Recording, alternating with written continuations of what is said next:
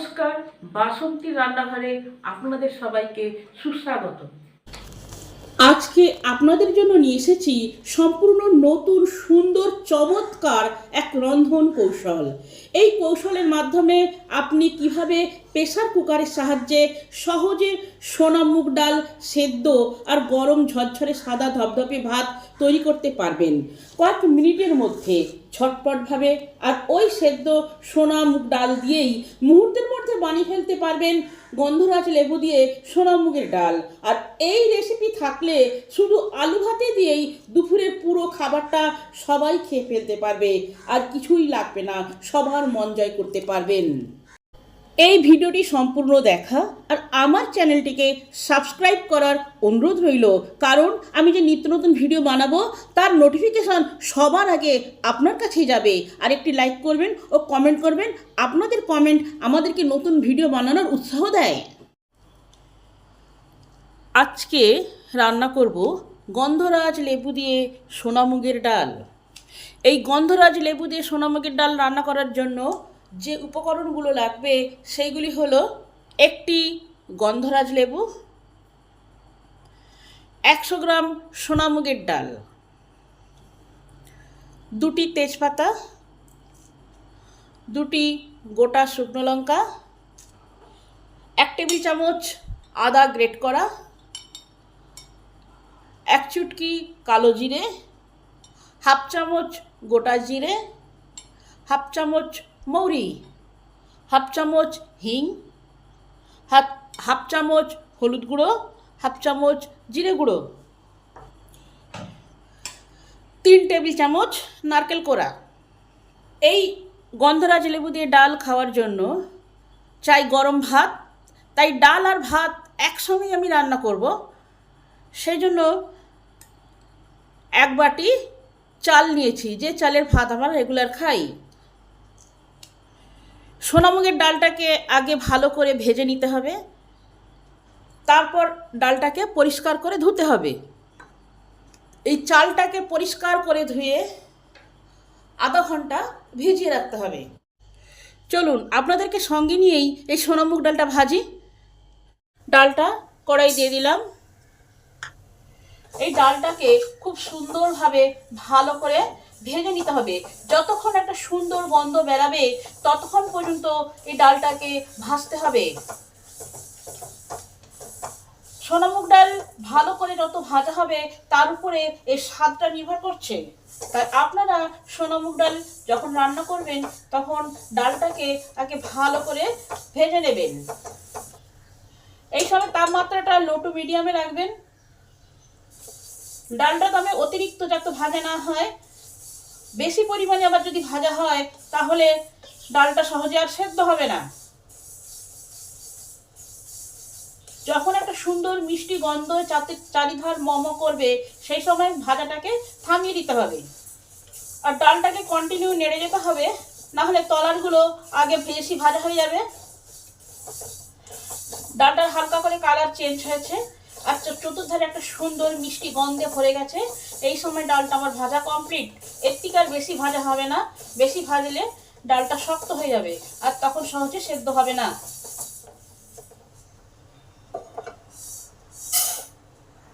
ডালটাকে পরিষ্কার করে এবারে ভালোভাবে ধুয়ে নেব।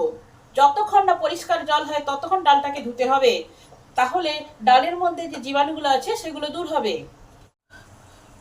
ডালটা পরিষ্কার করে ধোয়া হয়ে গেছে। একটা কৌটো নিয়েছি, ঢাকা দেওয়া টিফিন কৌটো। এই কৌটোর মধ্যে ডালটাকে সেদ্ধ করব। এই কৌটোর মধ্যে ডালটা নিয়ে নিলাম। এই বাটিটার 1 বাটি ডাল আছে, 2 বাটি জল দেব ডালটা সিদ্ধ হওয়ার জন্য। 2 বাটি দিলাম। এটা মুগ ডাল, সেদ্ধ হতে বেশি জল লাগে তাই 2 বাটি দিয়েছি। মুসুর ডাল হলে 1 বাটি দিলেই হতো। ডালের থেকে জলটা যেন 1 গাঁট উঁচুতে থাকে। চালটা পরিষ্কার করে ধোয়া হয়ে গেছে, আধা ঘন্টা ভিজিয়ে রাখা হয়েছে। এইবারে এই কুকারের মধ্যে চালটাকে দিয়ে দিলাম। এই বাটিটার 1 বাটি চাল আছে, তাই এই বাটিটা মেপে 3 বাটি জল দেবো। 2 3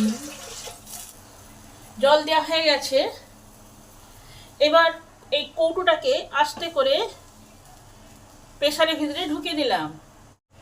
এবার প্রেসারের ঢাকাটাকে ভালো করে লাগিয়ে দিলাম। হাই হিটে একটা সিটি দেবো, তাহলে আমার ভাত আর ডাল একসঙ্গেই হয়ে যাবে। সিটি হয়ে গেছে, এবার গ্যাসটা অফ করে দিলাম। 10টা মিনিট রেখে দিলাম। আপনা থেকে যখন ঢাকা খুলবে তখনই আমি ঢাকাটা খুলবো। প্রেসারের আংটাটা খুলে এক সাইডে রেখে দিই। এই 10 মিনিটের মধ্যে ভাত আর ডাল একসঙ্গে সেদ্ধ হয়ে যাবে। 10 মিনিট পর আবার আসছি। প্রেসারের ঢাকাটা খুলে দেখি কি অবস্থায় আছে।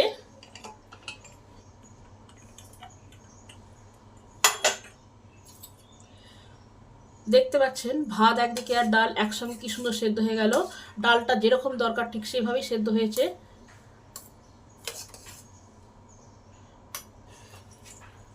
এবারে কৌটোটা এর থেকে বার করে নিই।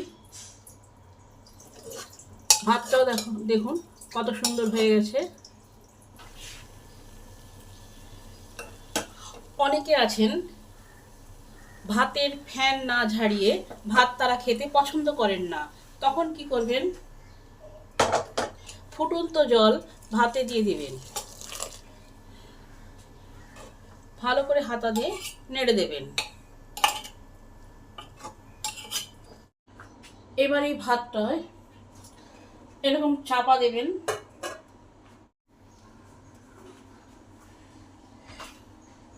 এই ডেকচির উপরে প্রেসারটাকে এইভাবে উল্টে দেবেন।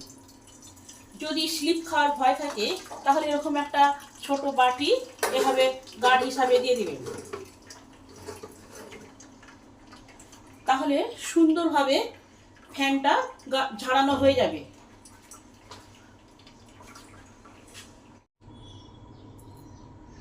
ভাতের ফ্যানটা আমার ঝাড়ানো হয়ে গেছে। এবারে প্রেসারটাকে তুলে নেব।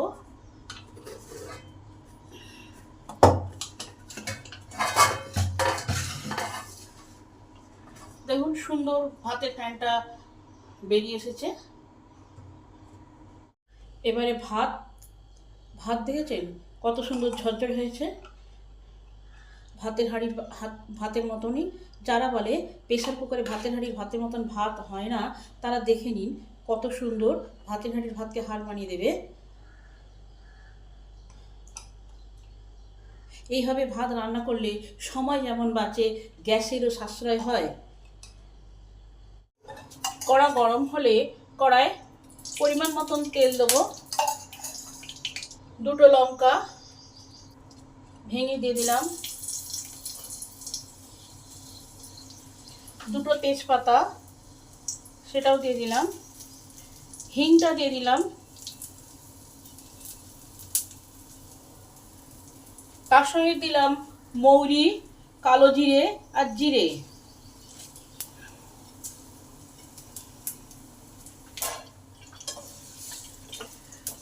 এগুলো একটু ভালো করে ভাজতে হবে। এই ডালের মেন স্বাদটা হচ্ছে ডালের ফোড়নটা। ডালের ফোড়নটা যত ভালোভাবে ভাজা হবে ডালটার টেস্টটা তত ভালো হবে। এই সময় কিছুটা কারি পাতা আছে, এটাও দিয়ে দিই। ডালে কারি পাতা দিলে ডালটা আরো সুস্বাদু হয়। আদা গ্রেট করা আছে, আদাটা দিয়ে দিই। হিঙের সঙ্গে আদা দিলে ডালটার টেস্ট আরো সুন্দর হবে। এইসব মশলাগুলোকে ভালো করে 5 মিনিট ধরে ভেজে নিতে হবে। আদাটা যাতে ভালোভাবে ভাজা হয়ে যায়, কাঁচা গন্ধটা দূর হয়। এবার হলুদ গুঁড়ো আর জিরে গুঁড়ো আছে, এটাও দিয়ে দিই। মশলাগুলোকে ভাজার সময় গ্যাসটা থাকবে লো টু মিডিয়ামে, কারণ মশলাটা যদি পুড়ে যায় তাহলে ডালের টেস্টটা সম্পূর্ণ বিগড়ে যাবে। গন্ধরাজ লেবু দিয়ে সোনামুগের ডাল হবে, তাই লেবুর গন্ধ আনার জন্য লেবুর এই স্কিনটাকে একটু গ্রেটারে করে গ্রেট করে দিতে হবে এক চামচের মতো, তবে আরও সুন্দর গন্ধ হবে।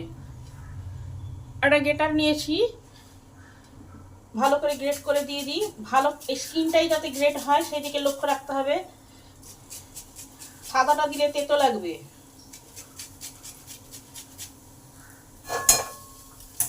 এবার এটাও একটু ভালো করে এই মশলার সাথে মিশিয়ে নিই। এবার ডাল সেদ্ধটা আছে এটা দিয়ে দিই। দেখছেন কত সুন্দর ডালটা আমার সেদ্ধ হয়েছে।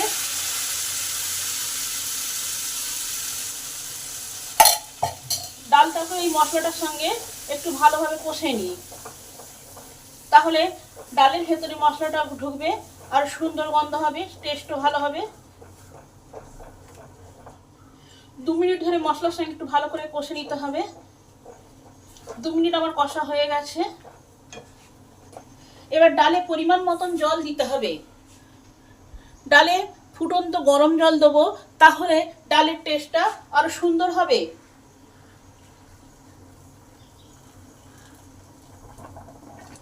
এই ডালটা ভাতের সাথেও খাওয়া যাবে, রুটির সাথেও খাওয়া যাবে। আপনারা যদি রুটির সাথে খান তাহলে ডালটা একটু গাঢ় রাখবেন, আর যদি ভাতের সঙ্গে খান তাহলে একটু পাতলা রাখবেন। ডালটা হাই হিটে 5 মিনিট ধরে ফুটতে দিতে হবে, তাহলে তবে মশলাগুলো সব ডালের ভিতরে ঢুকবে আর ডালটা টেস্ট হবে। ডালে পরিমাণ মতো নুন দিতে হবে, সেদ্ধর সময় অল্প একটু দিয়েছিলাম।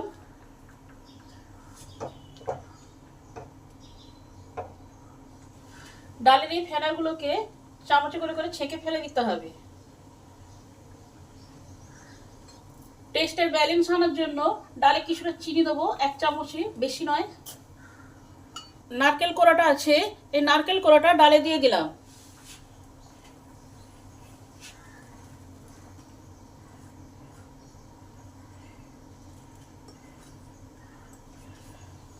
এবার গন্ধরাজ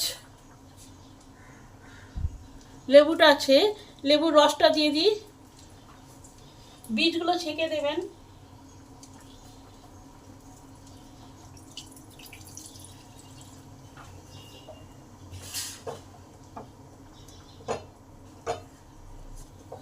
ডাল আমার রেডি, গন্ধরাজ লেবু দিয়ে সোনামুগের ডাল।